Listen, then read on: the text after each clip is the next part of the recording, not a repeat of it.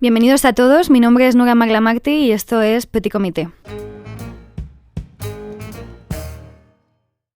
Estamos de vuelta con una persona que me parecía muy interesante contaros sus percepciones sobre diferentes temas.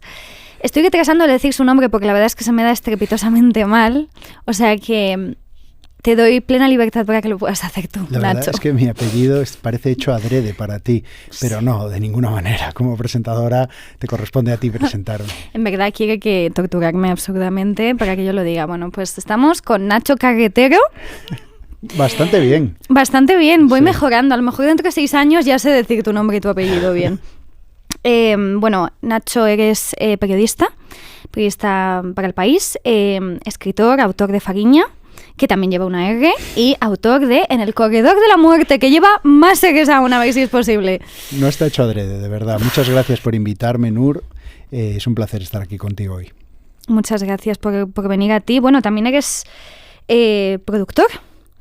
Bueno, no soy exactamente productor, pero digamos que junto a mi socio Arturo Lezcano, cuyo nombre tiene pocas R's... Menos mal, queremos conocer a Arturo. También periodista, nos decidimos hace 1 año y medio a montar una pequeña productora a la que le llamamos Ailalelo Produccions, pero en esencia es una productora creativa. Esto es, que nuestros proyectos, ideas e iniciativas que parten del periodismo queremos convertirlas en series de ficción o películas y participar de todo el proyecto creativo y, por supuesto, económico. Eso como autor no se consigue, y como, digamos, partícipe o fundador de una productora sí que lo estamos logrando. Pero si quieres, más adelante te cuento en detalle cómo funciona esto, que a la vez representa cómo el periodismo y el audiovisual en España se están dando la mano de una forma exitosa. A mí esto me parece muy interesante porque al final tienes un recorrido de mucha versatilidad a nivel de creación, porque yo considero que el periodismo parte de crear y las historias ya existen, pero hay que crear el modo de contarlas y el modo de hacerlas llegar a los demás. ¿Por qué esta necesidad de estar en lugares tan distintos? Porque al final el periodismo, la escritura de libros como Fariña o En el corredor de la muerte, yo sí que considero que son cosas distintas, pero ¿qué hace que de repente pues necesitases contar las historias que has contado y que han sido tan punteras y que han llamado tanto la atención? Hombre, la pregunta es complicada. El por qué merece como hacer casi introspección, y buscar una respuesta no es fácil. ¿Qué te mueve en la vida o qué te inquieta y qué te lleva a hacer unas cosas y no otras? No tengo una respuesta fija. Sí sé que desde pequeño me recuerdo a mí mismo con mucha inquietud por conocer, con mucha curiosidad. Ha sido un motor en mi vida. Y se traducía esencialmente en curiosidad por el mundo. Yo desde pequeño tenía una bola del mundo, pero de muy pequeñito, con 5 o 6 años, iba siempre con un atlas debajo del brazo, como un niño freak. Mi madre me preguntaba si prefería un atlas o un libro de cuentos, y yo prefería un atlas. Entonces, en Coruña, de hecho. Sí, bueno, de pequeñito yo viví en Gijón unos años, porque mi padre es de Gijón. Luego a Coruña llegué con 6, 7 años, pero ya en Gijón me recuerdo yo con el atlas, mirando. Me aprendí todas las capitales del mundo, todas las banderas, las típicas... ¡Qué pasada! Los típicos conocimientos absurdos. Y eso con los años pues me fue mutando en otras curiosidades. ¿Quién vivía en esos lugares? ¿Qué era una etnia? ¿Qué representaba? ¿Qué identidad tenía? Los movimientos migratorios, los movimientos de crimen organizado. Entonces me empezó a fascinar el mundo de la mafia. De la mafia pasé a los movimientos migratorios entre Italia, Irlanda y Estados Unidos. Me fasciné con Nueva York, hasta el punto que me fui allí a vivir por pura fascinación. Entonces, a partir de toda esa curiosidad fue donde a mí me nació las ganas de compartirla, de contar esas historias. Y yo creo que eso es el embrión, o la primera semillita del yo reportero, que en esencia es lo que me considero, un reportero. Comenzar o encontrar en el periodismo ese posible camino. Yo nunca fui un periodista de vocación, de esas personas que les preguntas, ¿tú desde pequeñito ya querías ser periodista? No, ni conocía, ni tenía grandes referencias en el periodismo, nombres propios. En mi casa nunca hubo nadie ni remotamente cercano al periodismo, ni a la escritura, ni a la literatura. No había ni siquiera un ambiente cultural propicio, aunque sí había un apoyo esencial y un respeto muy grande por mis inquietudes, y el periodismo fue casi un pretexto para contar esas historias. Empecé en redacciones y acabé pues buscándome la vida como reportero, viajando por mi cuenta, haciendo voluntariados con la excusa de poder conocer sitios y contar reportajes, abriendo un blog para contar mis reportajes que nadie... ¿Tuviste blog, Nacho? Sí, tenía un blog. Qué fuerte, sí. ¿Cómo se llamaba? Se llamaba Sin ánimo de nada. Sin ánimo de nada. El mío se llamaba Vida, cosas y demás. Está bien el demás, pero sobre todo. En defensa del título, estrepitosamente triste que me inventé en ese momento, yo tenía 12 años cuando... Bueno, tiene mucho mérito. En mi blog ya tenía yo 20 y tantos y era la época que era el boom de los blogs y en realidad nació un poco porque estaba moviéndome y rescatando temas y nadie me los compraba. Y entonces pues los acababa publicando en mi blog. Pero fue una cantera de aprendizaje muy grande, fue una persecución por mis objetivos y así emprendí el camino hacia el reporterismo y así me fui llegando a todas estas historias. A mí me parece muy curioso porque ahora que dices esto de, claro, pues nadie me compraba los artículos. A mí me pasó, cuando yo llegué a España, yo quería escribir. O sea, yo no tenía muy claro que quería ser periodista, pero quería escribir. También como que me habían contaminado mucho con, es que los periodistas se mueren de hambre, tal y cual. Bueno, pues de lo primero de lo que yo trabajé en este país y pues lo primero por lo que cobré fue por periodista, por el periodismo. Y yo recuerdo, o sea, matarme para que me publicasen cualquier cosa. Y para que me publicasen cualquier cosa gratis. O sea, a mí me daba igual. Yo solo quería que aquello se publicase. Y me parece curioso y necesario contarlo.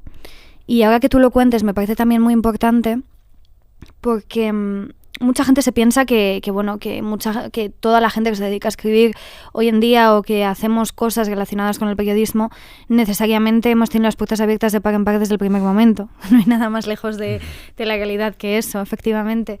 Y yo recuerdo, por ejemplo, que a principios del 2017, cuando empecé a escribir aquí en Madrid, en fin, escribí como en Madrid Code. Bueno, con 17 años escribí en el diario.es sobre lo que pasó con los atentados de Charlie Hebdo en París, que era no voy a pedir perdón por lo que no soy, y hablaba un poco de todo el tema del salafismo, tal y cual.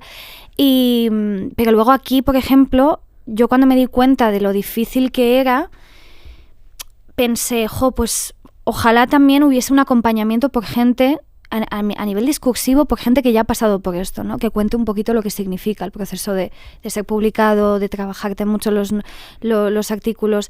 Y en temas de mujeres, por ejemplo, la gente solo quería publicar cosas el día del 8 de marzo. Sí. O sea, el 8 de marzo todo el mundo estaba encantado con que tú fueses feminista y hicieses temas relacionados con género. Pero el resto del tiempo daba igual. Y ese clic me parece como muy importante. Y creo que en tu caso, por ejemplo, junto con otros periodistas, que pues no sois dinosaurios. Aunque nos queda poco. ¿Te imaginas? No voy a ser tan mala, Nacho. Pero sí que de alguna forma sois un poco la transición entre pues también el mundo digital y toda esta, esta presión ahora en torno a quién publica, quién no publica y cómo se hace. Y creo que es como muy necesario contar los procesos y que muchos periodistas no lo hacen. Bueno, en tu reflexión hay dos claves. Una es la precariedad del periodismo, que es muy grande. Y todos hemos pasado por esas experiencias de publicar por visibilidad, que te pagaban en visibilidad. En mi caso, sobre todo, fue cuando tomé la decisión de que yo trabajaba en redacciones, trabajaba en el diario que era un periódico gratuito que se repartía por la calle, por el metro, que estaba bien y fue una cantera de aprendizaje muy grande. Trabajé en la radio, trabajé en el periodismo deportivo, fui trabajando en muchas cosas. Pero cuando decidí a ser reportero ahí me di cuenta de la crudeza del periodismo, porque además yo decidí empezar mi intento de ser reportero cuando estalló la crisis en 2008 o 2009 en España. Qué mal momento para tomar decisiones. Muy mal timing. A mí me fue bien, pero yo lo pasé económicamente terrible. De hecho, como reportero, yo ya tenía cierto nombre en el periodismo, o por lo menos me ubicaba en los medios, y seguía teniendo la cuenta vacía literalmente, de llegar a final de mes y no tener dinero, de ir a un cajero y no tener dinero. Y yo ya estaba publicando en todos los medios de este país, y me había ido a África a cubrir el ébola, a cubrir guerras, crisis humanitarias, guerra de Siria, refugiados, bla, bla, bla, lo que tú quieras, y yo no tenía un pavo.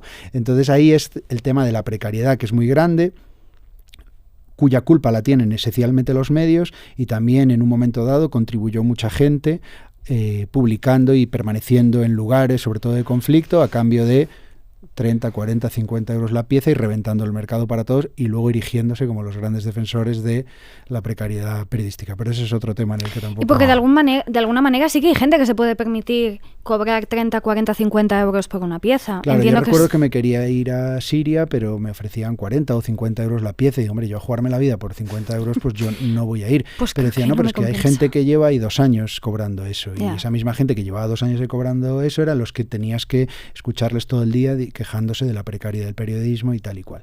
Entonces creo que ahí hay un círculo vicioso donde, insisto, la culpa esencial es de los medios que tienen el poco estómago de ofrecer ese dinero a alguien que va allí. Y otra clave es que esa precariedad hace que se perpetúe el discurso negativo y pesimista. Yo cuando voy a dar una charla a una universidad, estoy con alumnos o periodistas jóvenes, como mínimo intento ser positivo, pero creo que ser positivo es una cuestión también iba a decir de humildad, pero es de normalidad. A mí es que esos periodistas que van a una universidad o que están hablando con periodistas jóvenes y les dicen, no, dejadlo porque es imposible, estáis abocados al paro. Yo siempre pienso, bueno, ¿y tú? ¿Tú no lo conseguiste? ¿Quién te crees? O sea, tú lo conseguiste, pero ellos todos no lo van a poder conseguir. En vez de intentar dignificar la profesión y decir, pues ojalá las siguientes generaciones, como yo lo pienso también en el ámbito del derecho, ojalá las siguientes generaciones de juristas, de abogados, de jueces, logren dignificar el trabajo del derecho a todos los niveles.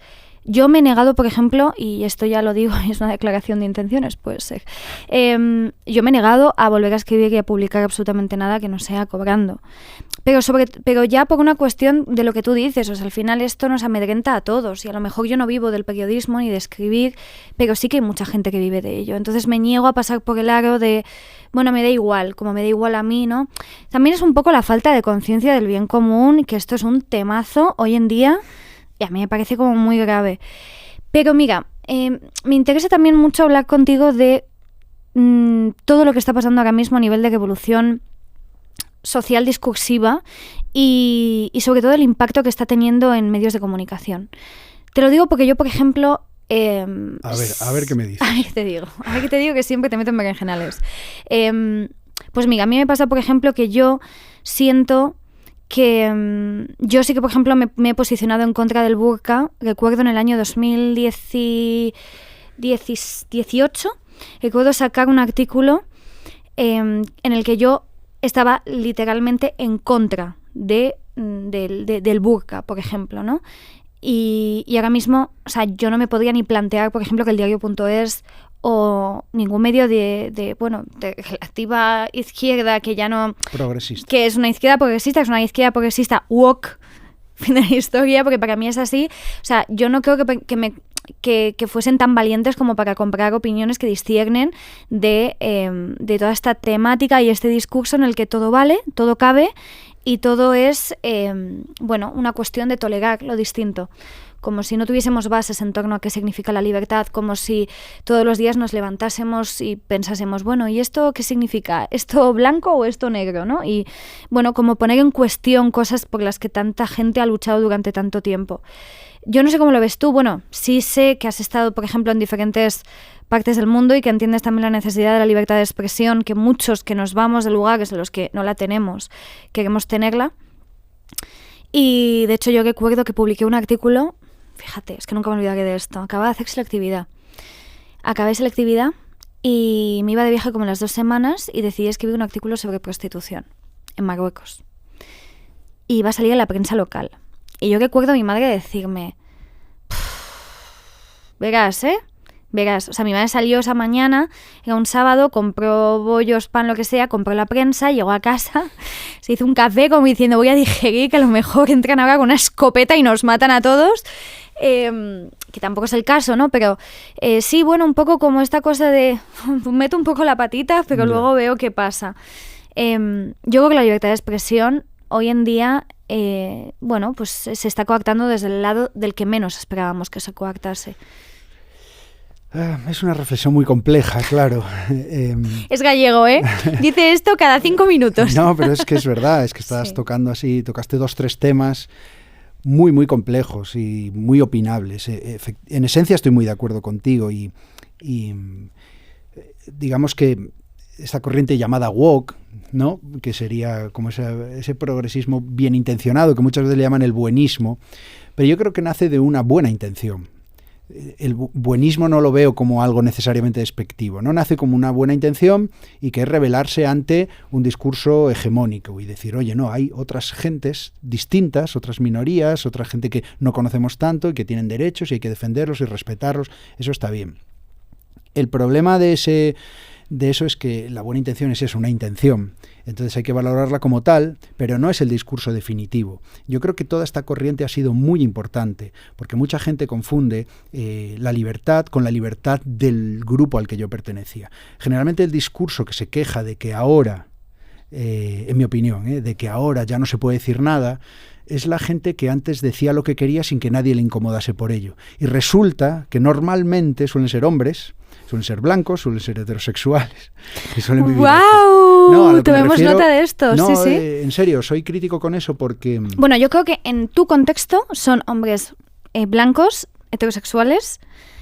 En mi contexto no lo son. O sea, en mi contexto son moros, son árabes, son magrebíes. Son hegemónicos en el contexto tuyo. Efectivamente. Entonces, antes yo podía hacer chistes de maricones y nadie me decía nada.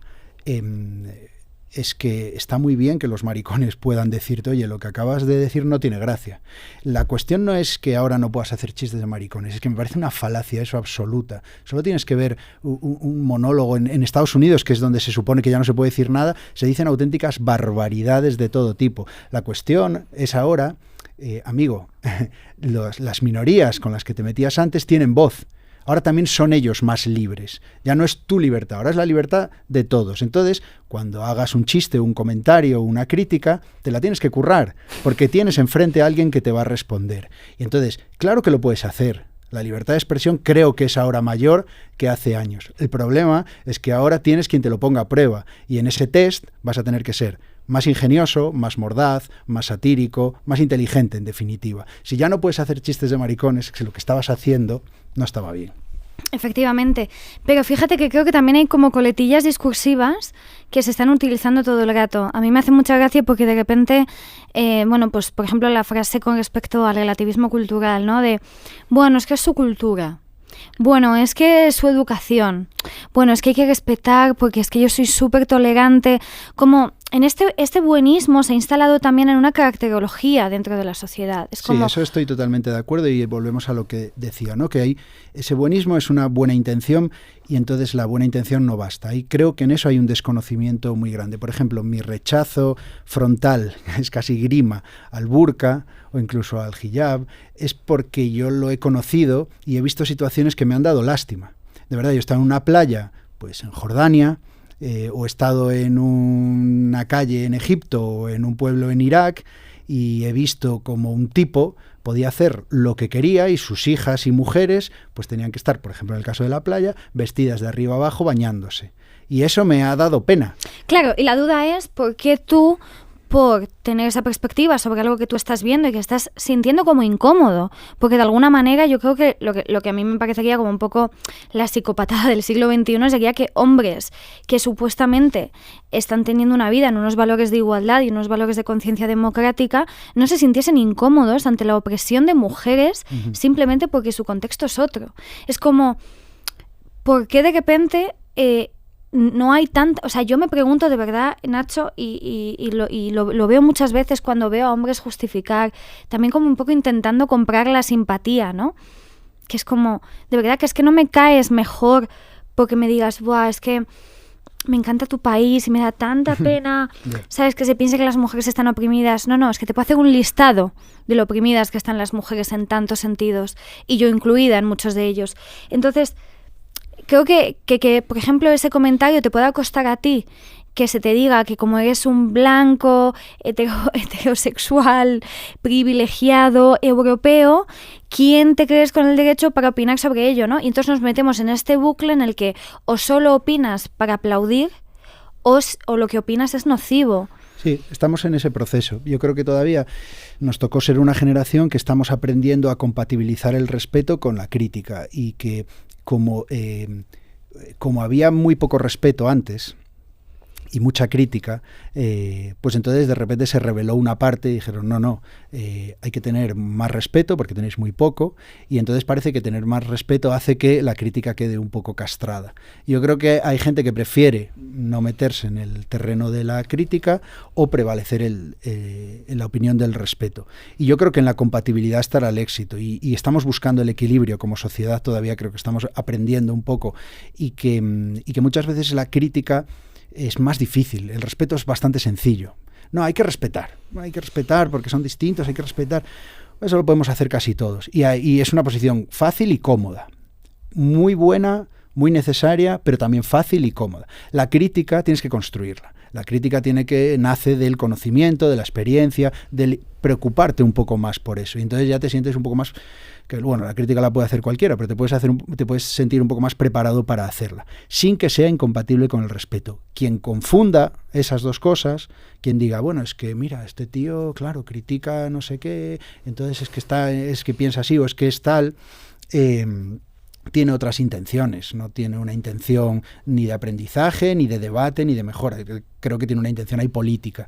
Entonces yo creo que en ese equilibrio que estamos se necesita la crítica. Y yo creo que en nombre de ese exceso de tolerancia, de celo y de cuidado es donde se han colado cosas en nuestra sociedad que han sido muy nocivas y que hay que denunciarlas. Y es que estabas tú poniendo el ejemplo ahora del hijab, bueno, estabas poniendo el ejemplo del burka, ¿no? Sí.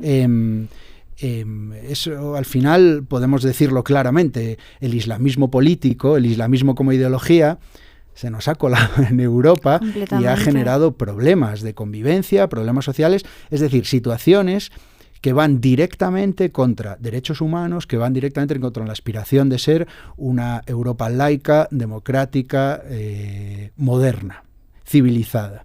Y eso hay que decirlo, y no hay ningún problema, porque eso no tiene nada que ver con respetar una religión, con respetar al Islam, con respetar otras culturas, otras etnias, no tiene nada que ver. Estamos hablando de que si en nombre de la tolerancia tú permites, o como ha permitido Europa, discursos de odio, discursos misóginos, machistas, etcétera, etcétera, en mezquitas, en espacios públicos, que esos discursos se perpetúen, no, es que hay que respetarlos, cuando ni siquiera estaban siendo respetados en los países árabes, donde estaban más controlados. Pues entonces lo que estás generando es que una especie de secta ideológica o de idea belicista se te instale aquí y genere problemas como ya ha generado en Europa. Y yo creo que eso hay que hablarlo y decirlo sin miedo, alto y claro, y quien quiera confundir eso con xenofobia, con racismo, con prejuicio... Es libre de hacerlo.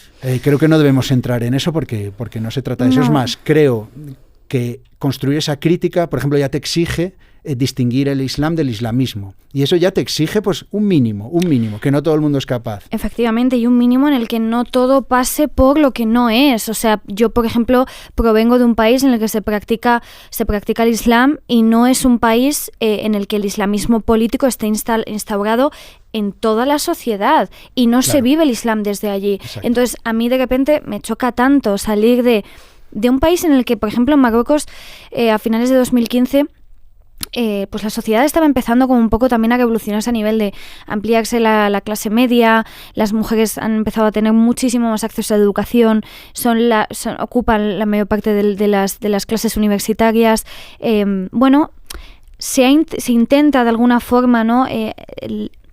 Hacer un proceso de laicidad también, ¿no? Para que en el país las mujeres, por ejemplo, tengan mayores garantías. Acabamos en el año 2003 de ver la última modificación de la Mudáwana, que es el libro de familia, pero sin embargo quedan muchísimas otras modificaciones que pasan, por ejemplo, por omitir el carácter de código penal que ha acabado teniendo lo religioso y el Islam político dentro del... Cuando llegas aquí, ves a políticos reunirse con líderes salafistas... Claro, yo me pongo enferma, porque es como no estoy entendiendo nada, ¿no? Claro, y veo a la señora Ada Colau reuniéndose con señores con la barba por la rodilla diciendo, es que es nuestra cultura, es que sí, es como, pero váyase usted por ahí. O sea, esta gente que no es respetada socialmente en sus países de origen, porque de verdad que la gente, o sea, en Marruecos...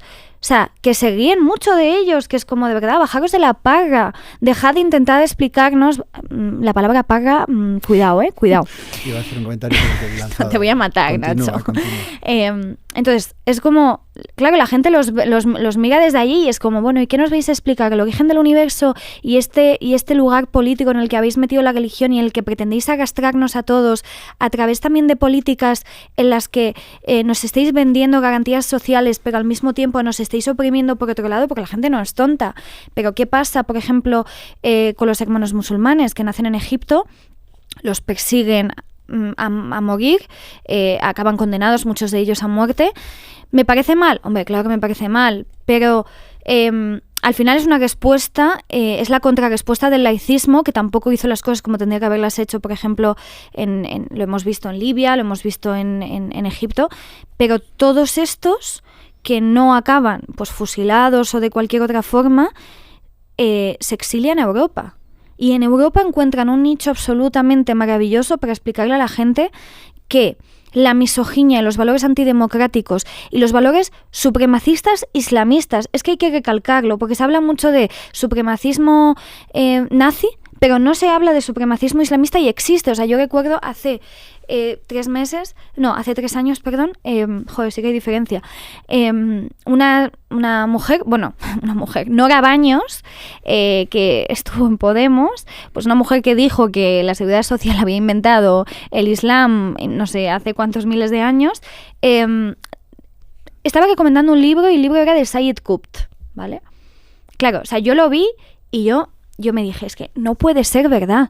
Sayed Qutb fue un tío que estuvo en la cárcel después de años y años y años de propaganda escribiendo libros sobre el supremacismo islamista, sobre cómo todas las naciones del planeta tenían que ser una única nación islámica en la que... La tesis del Estado Islámico. O sea, la tesis del Estado Islámico, literalmente... Pero es que la tesis del Estado Islámico no nace con el Estado Islámico, nace muchísimo antes. O sea, Al-Qaeda es un poco el abuelo, ¿no? Pero las bases teóricas están instauradas. Un jardín terrible. Pero al final, cuando tú dices que también llegan estas ideas y les empiezan a contar a la gente, lo que hay que especificar es qué gente vulnerable a ese discurso. Hombre. Y la gente vulnerable a ese discurso al final también es responsabilidad de Europa. Entonces la virtud y a la vez el problema de Europa es que es un sitio pues que podemos criticar, que tiene mucho margen de mejora, pero que hay que poner en valor. Y para poner en valor la Unión Europea, sobre todo, hay que viajar y hay que conocer. Y hay que darse cuenta que la Unión Europea es un privilegio que tenemos. Decía que el problema, la virtud y el problema a la vez, es que la Unión Europea no va a decir prohibido el salafismo, o prohibido este discurso, o prohibido estas reuniones en las que se habla de esto, sino que lo que tiene que hacer la Unión Europea es combatir que haya gente vulnerable a ese discurso. Normalmente la gente vulnerable a este discurso pues son chicos y chicas, sobre todo chicos, de segunda generación, tercera y cuarta y quinta ya en Francia, Inglaterra, Holanda, Bélgica, pero que en España empieza a ser segunda generación, que vienen de países árabes y que no están encontrando su sitio aquí. Y vamos al tema de la identidad, y es que si tú no encuentras tu sitio, quien te lo ofrezca va a ser un regalo que te hace. Si tú sigues siendo el moro, sigues siendo el que no tiene igualdad de oportunidades, sigues con 15, 16 años, que es una edad en la que un agravio puede ser cualquier cosa, que una chica te diga que no quiere estar contigo porque eres un moro, pues que exista un relato construido, un discurso atractivo de un lugar en el que puedes ser alguien, un mujahidín, un guerrero, un mártir, un ejemplo, es muy fascinante para según qué cabezas y en según qué situaciones. Y eso es un gran reto, ha sido y está siendo un gran reto para Europa, porque ha desembocado en terrorismo, que es como la punta final de todo un proceso que es muy grave y que quien está dispuesto a usar la violencia terrorista es un porcentaje mínimo, a lo mejor de un grupo mucho más amplio, pero que está igualmente radicalizado. Claro. Y ese es el discurso. ¿Qué hacemos con chicos que nacen aquí, que son de aquí, pero que siguen sin sentirse de aquí, y que pueden encontrar su identidad por oposición, y esa identidad por oposición puede ser ideas pues totalitaristas, belicistas, misóginas, reaccionarias, y está ocurriendo, y ahí hay un desafío muy grande y un trabajo muy grande, porque por ejemplo en Francia tienen un gran problema y en España no hay ese gran problema, y digo gran porque sí que hay ese problema, pero no un gran problema. La cuestión y mi pregunta es si no lo hay todavía, y esa es la clave, porque a lo mejor nos creemos muy especiales, de que aquí somos muy tolerantes y que no va a pasar, o a lo mejor es que faltan 2 generaciones. Yo creo que está tocando el timbre. Yo creo que está Yo tocando creo el que timbre y que España está abriendo la puerta. Hace 2 semanas me encontré una polémica en Twitter y era un chico que había puesto, un chico pues yo que sé, de 21 o 22 años, había puesto la imagen de un chupa chup descubierto con muchas moscas alrededor y un chupa chup cerrado, intacto. Y la comparativa era las mujeres con velo y las mujeres sin velo. Claro, yo cuando pienso digo, pues esto lo hemos hablado, pero yo me he criado con hombres que a mí no me han mirado distinto por no llevar el velo. Y esos hombres existen en nuestras sociedades de origen. Y de repente llegar aquí y ver que hombres de mi edad o más jóvenes que yo, que han ido a la escuela pública española, que hablan mejor español, mejor castellano que árabe, porque no es que no hablan de guisa, por ejemplo en el caso de los marroquíes, que son culturalmente españoles en muchos aspectos. Y ver la mirada sesgada que se puede tener a una edad tan temprana me pone tan triste.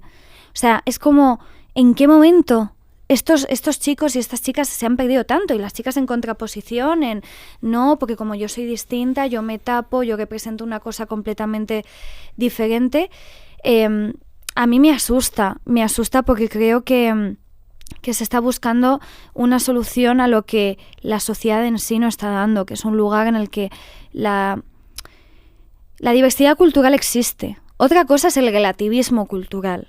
Tú puedes tener una cultura diferente, pero amoldarte a los valores democráticos y sociales en los que vives. Y si los valores sociales y democráticos en los que vives son la igualdad, la equidad, que tú no puedas ser un racista, que no puedas ser un homófobo, que no puedas ser un machista, pues de eso va a construir también un Estado y una sociedad. Entonces me pregunto también si el sistema está preparado también para encauzar a tantos jóvenes. Y la respuesta, desde mi punto de vista, es que no. Y todo esto, bueno, pues a mí al menos me hace dar muchas vueltas, pero sobre todo me agradecería muchísimo discursos más valientes. Lo que pasa es que es un discurso muy delicado, porque estamos hablando al final de culturas, de inmigración, de identidad, cuestiones religiosas y étnicas. Entonces, claro, bordeas territorios muy, muy delicados, porque enseguida puedes caer en la trampa intencionada de quien dice, es que mira estos dos ahí criticando a la gente que viene de otra cultura y tal. Evidentemente, y es un poco vergonzoso tener que explicarlo, pero a veces hay que explicarlo, no es una crítica a otras culturas. Esto no tiene nada que ver con una crítica racial o cultural. Es más, a mí personalmente me fascinan. Me fascina descubrir otras culturas, me fascina entrar en contacto con otras realidades. Creo que una sociedad es mejor si es más plural, creo que en la mezcla está el éxito. Pero claro, las bases que hemos puesto aquí, y que no son unas bases caprichosas o unas bases que nos gustan más, pero que valen igual que en otras, sino que son unas bases esenciales de convivencia, de derechos humanos y de democracia y Estado de Derecho, son inamovibles y tienen que ser inamovibles. Y ese es el trabajo que hay que hacer, cómo desde esas bases que ya existen podemos inculcarlas a quien se siente fascinado, atraído o involucrado en otro discurso. Eso es un desafío que creo que está en marcha y que tenemos que apoyar. Y ese desafío y esa lucha y ese intento creo que se apoya con discursos de este tipo, siendo críticos con lo que está sucediendo, porque lo ideal o la intencionalidad es que se integre en quien no está integrado. Después el otro discurso, la otra posición es no querer comprender, son distintos, son una teoría racial, son otros, y la solución es la equivalente a un diagnóstico tan sencillo, hay que expulsarlos, que es lo mismo que decir la nada, porque eso es la nada, y eso no es participar de una búsqueda de una solución, de una búsqueda de una mejora, eso es un bálsamo para uno que está en su casa, y es que habría que expulsarlos. ¿Expulsar a quién? Si son españoles esos chavales. Y aunque no lo fueran, ¿qué es esa frase? ¿Qué es esa? Eso no es más que eslóganes, que partidos políticos utilizan y que mucha gente usa como un autoconvencimiento y ya está. Y entonces en esa simpleza se puede caer y en algo un poco más trabajado, que creo que es lo más beneficioso, pero también lo más arriesgado, porque es más probable que recibas críticas de todos los lados. Te he metido en un berenjenal grande. Mucho, y así arrancando, de pronto me veo aquí hablando de... Mira, es que tengo aquí el libro de Nacho que se llama En el corredor de la muerte, de verdad, como diga. Por correr un tupido velo. Porque hay un tupido velo y que no se note mucho, que nos hemos metido con todo, porque se nos da muy bien. En el corredor de la muerte, como lo digo una vez más, me voy a morir. O sea, ¿cómo nace este libro? O sea, a mí me fascina, te lo voy a decir por qué, ¿vale? De hecho, creo que te conozco porque, vale, mi amiga Imen es una loca del derecho penitenciario. De hecho, tú tienes que verla porque es una mujer como con una cara angelical y de repente una vez estábamos juntas, nos encontramos a 2 personas más y nos preguntaron, bueno, ¿qué os dedicáis? Y yo dije, una a penitenciario y la otra a género. Y dice, joder, lo tengo claro, se nota. Y yo, qué cabrones, ¿sabes? No se nota nada, en plan, ella es la que hace penitenciario, yo soy la que hace género. Y ella leía muchísimo a lo que ella llama los muertos sociales, porque decía que, bueno, pues que quienes están condenados o están esperando una sentencia o están esperando un juicio, pues al final no preocupaban a la sociedad como deberían. ¿Cómo llegas a Pablo? Bueno, pues llego de rebote, en esencia de rebote, porque no soy una persona que tenga conocimiento excesivo ni esté familiarizado con el derecho penitenciario, ni el tema de las cárceles ha sido un tema que me haya atraído especialmente, también porque... explicar, reflejar y mostrar las cárceles en España no es fácil, es bastante opaco el sistema penitenciario en España y para los periodistas es difícil acceder. Pero en cualquier caso yo a este sitio, a esta historia llegué un poco de rebote y más atraído por la historia humana que por todo lo demás. Yo trabajaba en el diario ¿Qué?, en este periódico gratuito que tú eras muy joven y no recordarás. Y a lo mejor no había nacido, Nacho, nunca se sabe. No tanto, pero eras joven. Y el subdirector de entonces del periódico me dijo, oye, mira, hay una mujer que está ahora en España porque su marido es español, bueno, es hijo de inmigrantes vascos y tal, y está condenado a muerte allí en Florida, entonces aseguran que es un caso rocambolesco y que están pidiendo ayuda. Y bueno, me puso en contacto con esta mujer, con Tania Ibar, mujer de Pablo Ibar, y yo hice una videollamada con ella y me contó el caso. Y desde ese primer momento que me contó el caso, yo vi que ahí había una historia. Y a mí se me activa una inquietud periodística, porque en realidad yo no entraba a juzgar si me parecía aquello una injusticia o una justicia, si este era inocente o culpable, si era más o menos... sino que yo veía ahí una historia muy potente que iba a generar interés para la gente. El caso de un hombre condenado a muerte, un caso lleno de grietas, brechas, dudas, incógnitas y además un drama humano enorme, porque una de las primeras cosas que me di cuenta es que una condena a muerte es una condena para el propio reo y para todo su entorno, porque también hay una historia en ser la mujer de un condenado a muerte, o ser los hijos de un condenado a muerte, o ser el padre de un condenado a muerte, y todo eso me llamó muchísimo la atención. Meses después tuve la oportunidad de viajar a Florida y entrar en el corredor de la muerte y entrevistar a Pablo, entrevista que publiqué, y un año después yo estaba viviendo en Nueva York y volví a Florida para publicar otra entrevista para un suplemento, y a partir de ahí entré en contacto con la familia y tuve claro, y esto era antes de Fariña y todo, tuve claro que quería escribir esta historia y publicar algún día toda la historia. ¿Me vas a decir que eres completamente imparcial ante la historia? No, claro, imparcial no, porque yo generé un vínculo emocional con la familia, inevitablemente. Ostras, que si no lo hubiera hecho sería un poco robot. Yo he compartido muchos momentos muy duros con la mujer, con el padre. Yo he estado allí, he ido a vistas orales, he visto a Pablo 2 veces, me he carteado con Pablo durante mucho tiempo y he visto sufrir mucho a una familia. Lo que yo no sé, ni me interesa posicionarme, es si Pablo es inocente, culpable, si merece una cosa u otra. A mí me interesa contar la historia. Yo, por todo el conocimiento que tengo de la historia, creo que no se puede demostrar que Pablo sea culpable. Y eso, desde un punto de vista legal, me parece suficiente para que una persona no esté en el coquetoque de la muerte. Ni encarcelada. Sí. Si no puedes demostrar la culpabilidad, tienes que estar libre. Si me tiras más de la lengua, te diré que personalmente creo que es inocente. Pero en cualquier caso, lo que sí tengo claro es que lo que hay impide demostrar su culpabilidad. Y por tanto, desde ahí me parece injusto que lleve media vida encerrado. ¿Y cuál dirías que es el clic que hace que no se pueda, que el sistema no se active para que Pablo esté ahora en libertad? Hay muchos factores, pero tiene mucho que ver con, en mi opinión, con un sistema de jurado popular.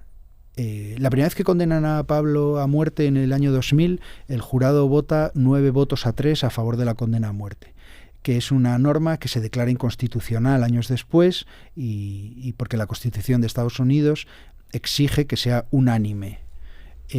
Pero el Estado de Florida y otros dos, porque el Estado de Florida, aunque parezca lo contrario, es muy conservador, es ultraconservador, pues tenía esa salvedad que ya han tenido que cambiar. Eso por un lado, un sistema conservador en un Estado muy conservador. Entonces, como hay un sistema de jurado popular por el cual la condena viene dada por lo que decida el jurado, que no tiene que argumentarlo ni explicarlo, solo tiene que decir culpable o inocente, lo matamos o no. Y esa decisión viene por lo que perciban de la fiscalía y del abogado. Entonces está en manos del buen hacer de un fiscal, quien por cierto incurre en elecciones y por tanto su carta de presentación para las elecciones es el caso de Pablo. El caso de Pablo y cuántos condenados tenga, o sea, tiene que conseguir cuantas más condenas mejor. Si el fiscal, que es lo que ocurrió en mi opinión en el caso de Pablo, consigue hacer que el jurado perciba la culpabilidad de Pablo, el hecho de que no haya pruebas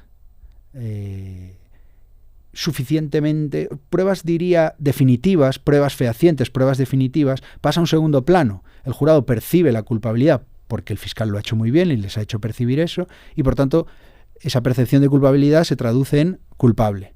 Si tú, y esa es la sensación que yo tengo, le preguntaras al jurado que me argumentase el por qué, creo que sería más o menos fácil ir desmontando todos los argumentos desde un punto de vista legal. Pero eso no importa. Sobre todo porque al final, a mí es que lo de los jurados me parece como un jurado popular, me parece como el mayor escupitajo a todo el sistema legal que estamos intentando montar, de forma que los que puedan tomar decisiones con respecto a las vidas de las personas sean personas que puedan regirse estrictamente por lo legal. Sí, lo que pasa es que ahí viene un poco de la teoría en Estados Unidos de hacer partícipe al pueblo también del poder judicial, sí, y que no sea responsabilidad solo del sistema del Estado. Pero el pueblo al final también decide en función a lo que siente, en función a sus percepciones, en función también a lo visual, en función... Bueno, y pues yo creo que esa es una de las claves de este caso. Yo no soy ningún experto y habrá gente que discrepe y que defienda que el sistema funciona. Yo creo que esa es una de las claves. De hecho, en algún momento el fiscal llegó a gritarle al jurado: no permitirán que este asesino salga libre. Le llamó asesino, cosa que es prácticamente imposible. Porque luego el juez dice, no, esto queda anulado, no tengan en cuenta esto que acaba de decir, pero ya lo has dicho. Ya lo han dicho, no son Claro, robots. Es que esa es la trampa también en los juicios. Lo que se dice, por más que luego se retire, al final entra y cala en el subconsciente de la gente. Entonces yo creo que esa es una de las claves de este caso, que el fiscal era muy bueno, sabía muy bien lo que hacía. Y después, para que tú tengas un abogado a la altura de un fiscal así, necesitas muchísimo dinero, al menos en el caso de Florida.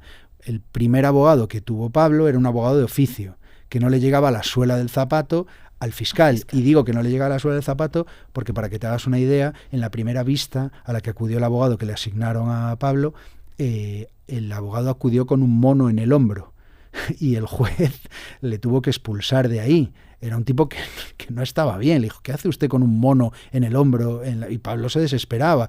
Bueno, es un tipo que acabó detenido por agredir a su mujer.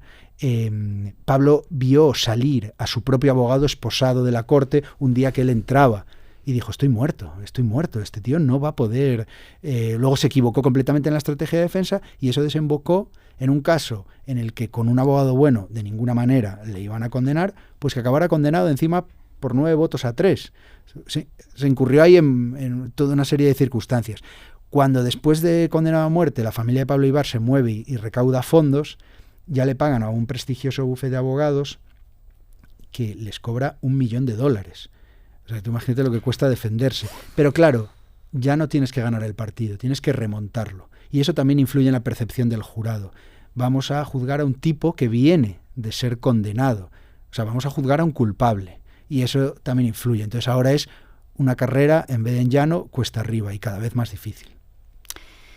Yo creo que cuando el sistema penitenciario está corrompido por a ver qué tipo de abogado te puedes permitir pagar, porque la cualificación es imprescindible para una defensa justa, pero sin embargo no hay una defensa justa por oficio que se pueda dar, creo que muestra muy bien cómo el sistema de judicialización en países como Estados Unidos tiene algo de clasista profundamente y sobre todo, no sé si tú has tenido esta percepción, pero yo por ejemplo lo pienso y me digo, ¿habrá influido que Pablo sea español? No creo que excesivamente, porque en Florida hay una presencia hispana enorme. Y cuando decimos Estados Unidos, yo creo que no es Estados Unidos. Es Florida. Claro. Es muy distinto. Hay estados que tienen un sistema mucho más, vamos a decir, parecido a lo que entendemos como justicia en Europa, y hay estados que son realmente distintos. Y claro, en el caso de Florida, pues sí que nos queda un poco más lejos.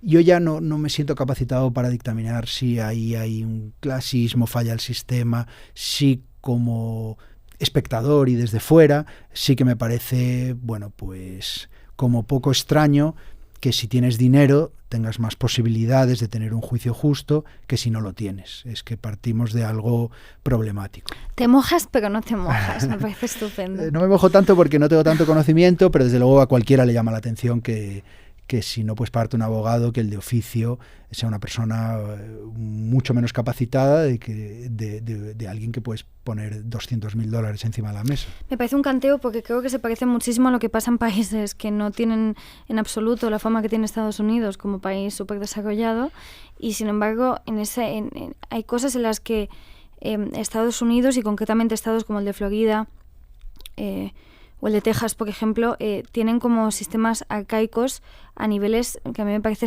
completamente surrealistas, y tienden a reproducir cosas que suelen pasar en otros lados del mundo, en el que sí que nos podríamos justificar que con sistemas corruptos fuese muchísimo más difícil de alcanzar un tipo de justicia.